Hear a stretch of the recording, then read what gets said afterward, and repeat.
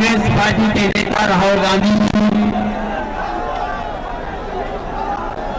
श्रीमती प्रियंका गांधी जी, यहाँ पर उपस्थित समाजवादी पार्टी के सभी हमारे नेता कार्यकर्ता, कांग्रेस पार्टी के सभी वरिष्ठ नेता, सभी कार्यकर्ता साथी पत्रकार बंधु, मैं सबसे पहले भारत जोड़ो यात्रा में आए हुए सभी दोनों दलों के कार्यकर्ताओं और आम जनता का बहुत बहुत धन्यवाद और आभार प्रकट करना चाहता हूं। प्रयागराज शहर दुनिया में जाना जाता है। मुझे खुशी है इस बात की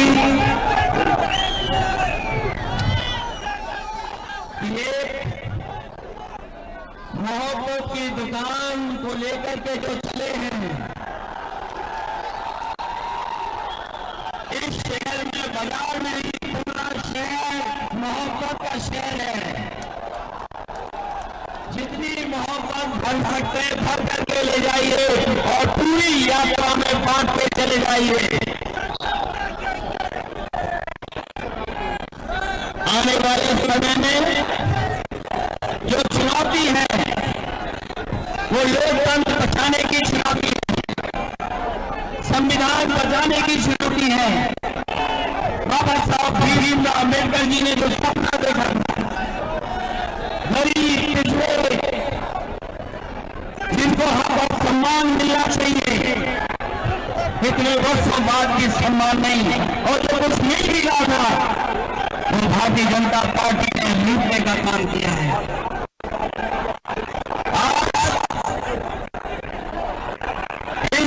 के बाद जो संदेश जा रहा है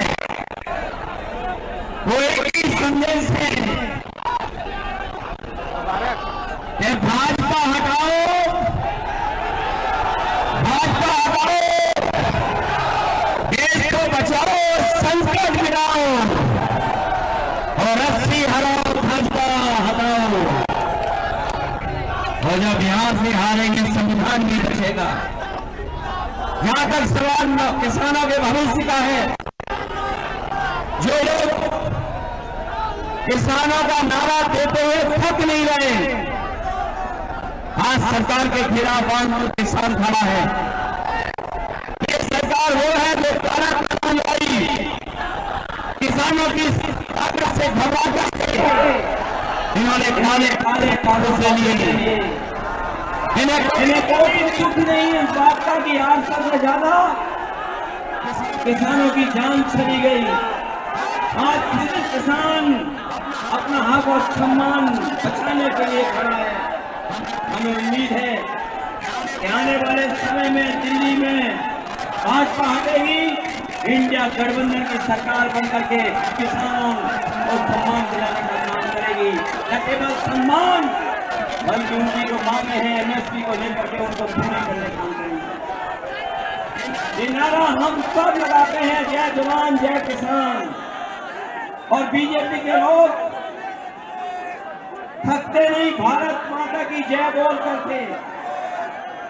सोचो इस देश का किसान दुखी हो, नौजवान के सपने तोड़े जा रहे हो, नौजवान का भविष्य न हो, उनके हाथ में नौकरी और रोजगार न हो, नौकरी और रोजगार और डिग्री को लेकर के चिंतित हो। खबरें ये भी आ रही हैं कि नौजवान अपनी डिग्री जला करके आत्महत्या कर रहा है। ऐसी परिस्थितियों में और जब उत्तर प्रदेश में सबसे ज्यादा भर्ती होनी चाहिए थी, लेकिन नौकरियां नहीं मिली, रोजगार नहीं मिला, कोई भर्ती ऐसी सरकार की नहीं जिसमें पेपर लीक न होता हो। ये कमाल की सरकार है, इसमें लीक होते हैं पेपर, और ये लीक जानबूझ करके सरकार करती है। वो इसलिए करती है क्योंकि वो नौकरी और रोजगार नहीं देना चाहती, उसकी नियत में नौकरी देना नहीं है। ये कुछ लोगों को काम, कुछ लोगों को लाभ पहुंचाने का सरकार कर रही है। हमें उम्मीद है कि इंडिया गठबंधन और पीडीए की लड़ाई एनडीए को हराने का काम करेगी। ये पीडीए जहां जहां आवाज उठाएगा वहां वहां भारतीय जनता पार्टी का सफाया होगा। और इस यात्रा के माध्यम से जो संदेश जा रहा है मैं उसको बधाई देता हूँ। राहुल जी को, तमाम अपने कार्यकर्ता साथियों को धन्यवाद देता हूँ जिन्होंने इस कार्यक्रम को सफल करने का काम किया है। ये सफल तभी होगा जब उत्तर प्रदेश से भारतीय जनता पार्टी का सफाया होगा। 80 हराओ, लोकतंत्र बचाओ, बीजेपी भगाओ। मैं राहुल जी से कहूंगा कि मुझे अपनी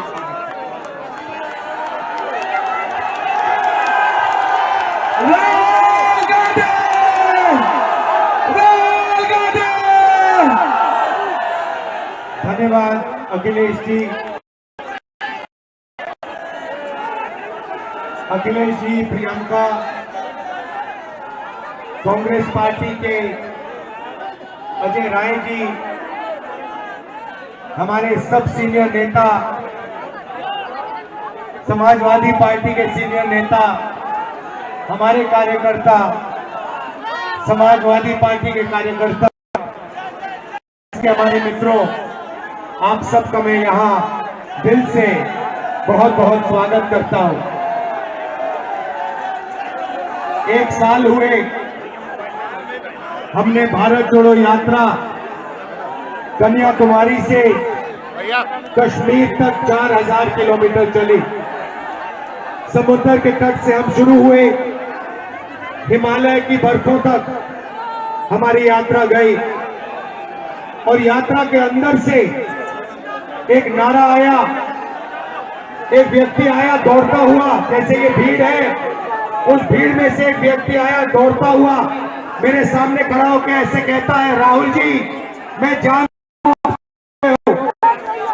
जानता हूं आप क्या कर रहे हो। मैंने पूछा भैया बताओ मैं क्या कर रहा हूं। कहता है राहुल जी आप नफरत के बाजार में मोहब्बत की दुकान खोलने निकले हो। और यही हम अब मिलकर अखिलेश जी, प्रियंका जी, इंडिया गठबंधन, हमारा सबसे पहला और सबसे जरूरी काम जो हिंदुस्तान में नफरत फैलाई गई है, जो भाई को भाई से लड़ाया गया है, तो भाई और भाई को डराया गया है, इसके खिलाफ हमें खड़ा होना है, मिलकर खड़ा होना है। और ये देश जो है ये नफरत का नहीं है, ये मोहब्बत का देश है। सही बात है, मोहब्बत का देश है या नफरत का देश है? मोहब्बत का देश है ना। तो पहली लड़ाई नफरत को खत्म करने की लड़ाई है। मैं आपसे पूछता हूं, नफरत को नफरत से काटा जाता है? नहीं, नफरत को सिर्फ मोहब्बत काट सकती है। सही बात। नफरत को किस चीज से काटा जाता है? सुना नहीं मैंने? ये मोहब्बत से काटा जाता है और हम इनकी नफरत को मोहब्बत से मिटाएंगे। अब यात्रा पे जब मैं चल रहा था, लोगों ने मुझसे कहा कि राहुल जी आप 4000 किलोमीटर चल रहे हो, तो मिटाने की कोशिश कर रहे हो। मैं उनसे पूछता था भैया आप मुझे बताओ इस नफरत का कारण क्या है? मुझे कहते थे राहुल जी इस नफरत का सबसे बड़ा कारण है कि हिंदुस्तान में अन्याय फैल रहा है। गरीबों को अन्याय, किसानों के खिलाफ अन्याय, मजदूरों के खिलाफ अन्याय, महिलाओं के खिलाफ अन्याय। अगर आप गरीब हो, आपके साथ 24 घंटा इस देश में अन्याय होगा। तो नफरत का कारण अन्याय है और इसीलिए हमने भारत जोड़ो यात्रा में अन्याय शब्द जोड़ दिया है। अब यहां भीड़ से मैं पूछना चाहता हूं, इस देश में पिछड़े वर्ग के कितने लोग हैं? 50%। इस देश में दलित वर्ग के कितने लोग हैं? 15%। इस देश में माइनॉरिटी सारी की सारी मिला दो, मुसलमान, सिख, ईसाई कितने, जैन कितने हैं? 15%। 50 और 15 कितना हुआ?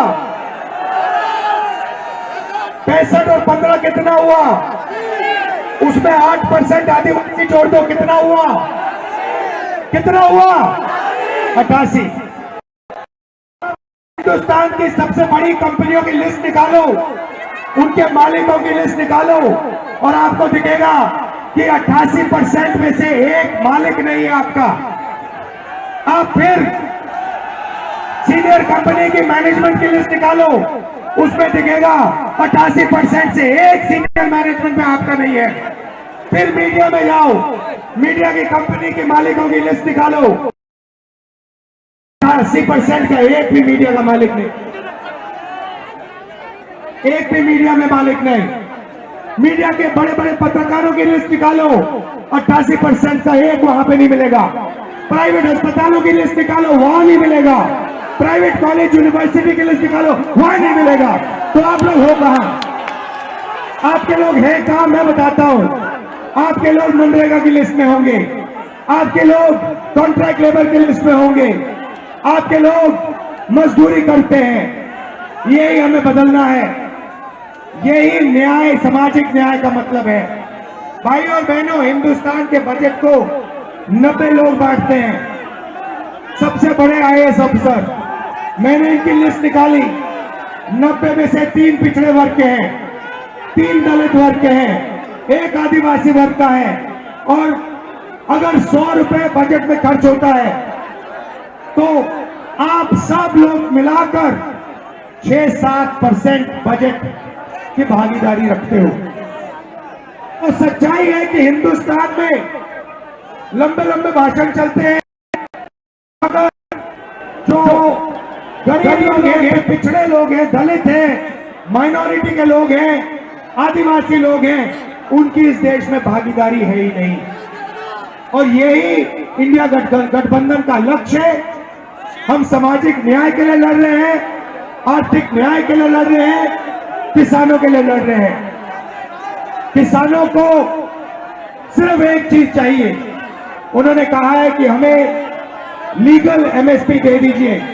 नरेंद्र सरकार कहती है कि हम आपको लीगल एमएसपी नहीं देंगे, लीगल एमएसपी आपको नहीं मिलेगी।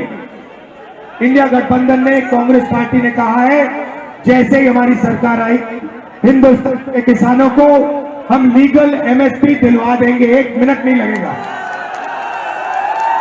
तो ये न्याय की लड़ाई है, मोहब्बत की दुकान खोलनी है।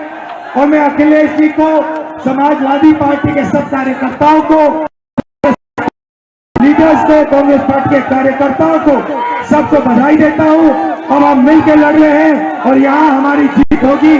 जय हिंद, नमस्कार। न्याय का हक मिलने तक।